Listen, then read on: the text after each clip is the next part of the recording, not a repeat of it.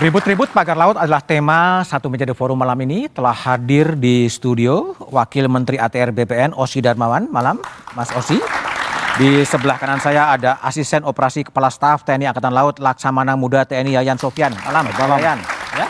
Di sebelah kiri saya ada Direktur Eksekutif Walhi Zensi Zuwadi. Malam, Zensi. Dan ada pengamat politik Adi Prayitno. Mas Adi, malam. Selamat malam. Melalui sambungan Zoom ada anggota DPR Komisi 4 dari fraksi PKB Daniel Johan. Malam, Bang Daniel. Malam. Ya, malam. Saya ke Mas Osy terlebih dahulu. Siapa? Ini Pak Nusron mengatakan ada sertifikat HGB dan hak milik, kemudian dibongkar. Apa sebenarnya yang terjadi? Terima kasih pertama-tama Mas Budiman atas undangan pada malam hari ini. Pertama-tama tentu kami dari Kementerian ATR BPN menyampaikan permohonan maaf pada publik dan masyarakat atas isu-isu yang gaduh belakangan ini.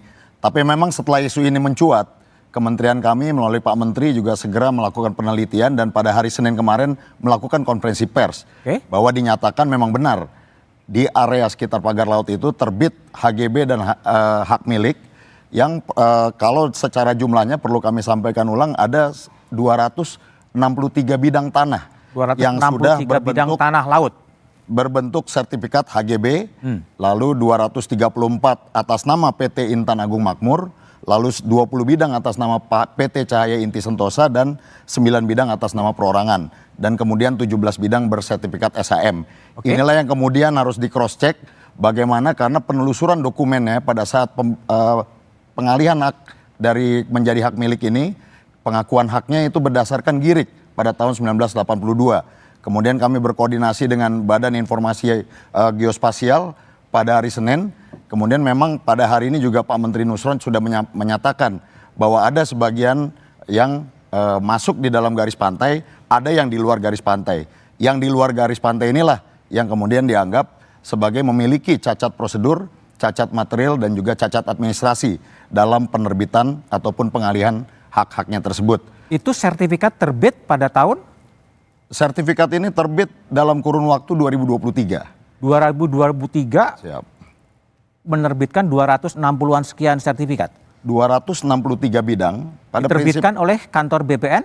Jadi kalau untuk pengakuan hak Mas Budiman, pengakuan hak dan juga pengalihan hak, ini memang kewenangannya ada pada kantor pertanahan kabupaten, tingkat kabupaten Tangerang. kota. Jadi memang secara prosedural memang seperti itu. Karena pengakuan haknya untuk menjadi hak milik ini dasarnya adalah GIRIK dari kelurahan. GIRIKnya ada, dokumennya ada, itulah yang kemudian dialihkan, diakui haknya menjadi hak milik. Jadi kantor Menteri ATR yang di Jakarta sama sekali tidak tahu? Saya pikir karena ini kejadiannya 2023, Kanwil ataupun pusat memang tidak ada kewenangan untuk mengetahui terkait hal itu karena ini prosesnya dilakukan oleh pihak kantor pertanahan Kabupaten Tangerang. Jadi ini sepenuhnya pada Tangerang ya dan Banten. Pusat tidak tahu.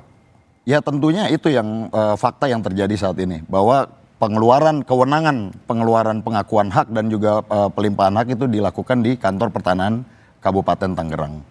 Tapi izinnya sudah dicabut sekarang? Saat ini tadi pagi Pak Menteri juga sudah menyampaikan di konferensi pers karena ini ada yang di luar garis pantai, ini tentunya akan dilakukan proses pembatalan.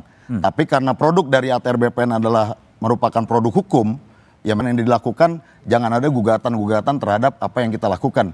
Jadi harus clean and clear bahwa pembatalan itu memang bisa kita lakukan. Osy, pertanyaannya agak bodoh. Lazim nggak sih tanah masih berbentuk laut kemudian di SHGB kan? Tentunya tidak lazim dan tidak boleh laut menjadi disertifikatkan. Namun ada beberapa case yang mungkin apabila dulu daratan lalu mengalami abrasi menjadi berkurang tanah itu atau tanah itu hilang. Ini juga ada lazim terjadi, ini adalah faktor dari alam. Tapi kalau itu setelah kita cek dari tahun 82 bentuknya adalah laut, secara nyata itu cacat prosedur, cacat material dan juga cacat secara hukum. Siapa yang patut dipersalahkan? Ya kami pikir setelah proses ini dilihat bahwa ini memang betul-betul nyata ada di laut, proses selanjutnya adalah kita akan melakukan investigasi terhadap kantor pertanahan Kabupaten Tangerang. Kabupaten Tangerang. Pak Menteri Nusron juga sudah menyampaikan kemarin ada 4 elemen yang harus dimintai lagi didalami keterangannya. Yang pertama adalah juru ukur yang pada kaitannya kasus ini dilakukan oleh KJSB atau surveyor yang berlisensi, dan ini memang dibolehkan. Yang kedua, kepala seksi pertanahan pengukuran, yang ketiga kepala seksi penetapan, dan yang terakhir kepala kantor pertanahan. Inilah yang harus kita dalami dan gali. Oke, baik Pak Laksamana Yayan yang mungkin ketiban sampur ya. Ya, Itu temuan dari TNI AL terhadap pagar laut itu seberapa rumit sih sebetulnya memasangnya itu sebetulnya?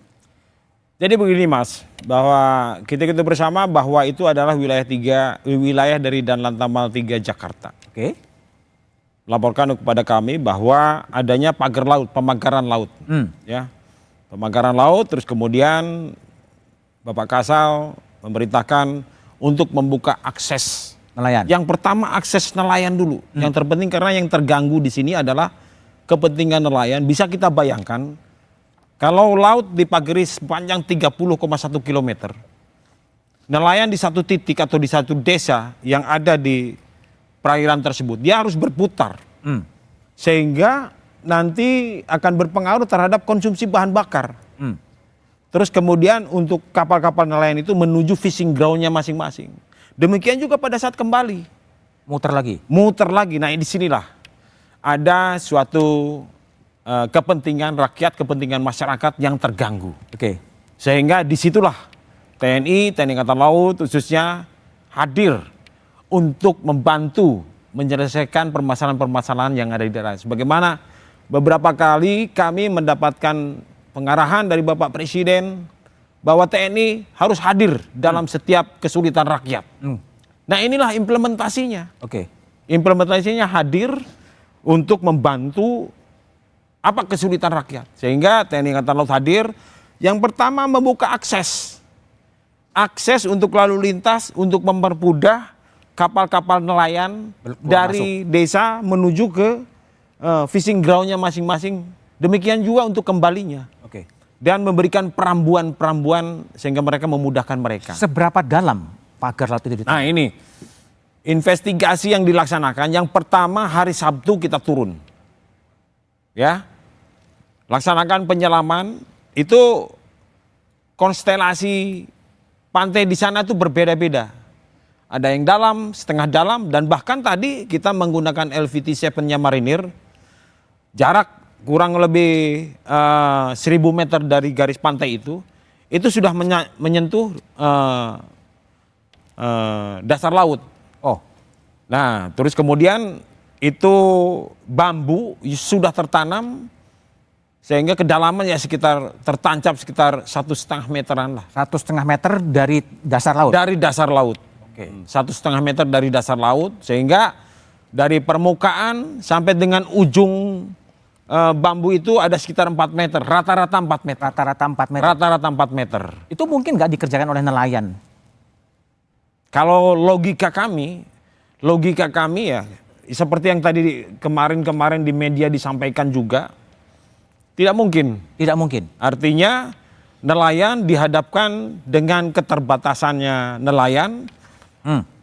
Jangankan untuk memberikan pagar sedemikian panjang, untuk makan aja mungkin terbatas. Nah ini apa namanya? Seperti yang kemarin analisis dari Bapak Menteri dan sebagainya, demikian. Baik Pak Yayan. Saya ke Daniel Johan. Bung Daniel, anggota Komisi 4 DPR dari PKB. Temuan DPR di lapangan apa Bung Daniel? Ini pagar laut ini siapa yang nanam? Ya, makasih Pak Bambang. Yang pasti tentu sangat ajaib kalau misalkan itu dilakukan swadaya oleh nelayan ya. Oh, ajaib. Karena nelayan ini bahkan untuk beli solar melaut saja mereka sangat kesulitan. Jadi mereka kan masuk yang strata bahkan yang benar-benar harus kita perhatikan karena memang kadang-kadang banyak tingkat kemiskinan yang tinggi ya. Nah tadi kita ke lapangan, kami nih kalau kampanye kan pasang bendera pakai bambu juga sama kan. Nah masang darat aja lumayan sulit tuh. Yang paling gampang kan kalau cuma diketali. Tapi kalau harus pantek sampai 1 meter ke tanah aja sulit. Nah tadi kita ke lapangan melihat situasi, apalagi di laut jauh lebih sulit, berpuluh kali lebih sulit daripada apalagi tadi dijelaskan bahwa bisa sampai 4 meter. Oke. Nah, bambu yang 4 meter itu hanya mahal. Ini sampai 30 kilo. Jadi saya rasa, wah. Mungkin nelayannya gotong royong, Daniel. Ya nggak mungkin juga. Jangankan nelayan. Pengusaha aja yang mungkin uangnya sangat banyak, kalau cuma disuruh bikin pagar tanpa ada perhitungan keuntungan, nggak mungkin akan dilakukan. Karena itu kan pasti belasan miliar itu habis. Belasan miliar ya. Oke, baik. Oke, Daniel. Bung Zenzi, jadi dari Walhi, ini fenomena apa ya? Tiba-tiba orang ribut gitu dengan pagar laut, nggak tahu semua, ketika viral baru kemudian heboh semuanya, DPR-nya kesana kemari, tapi analisnya setelah jeda berikut ini.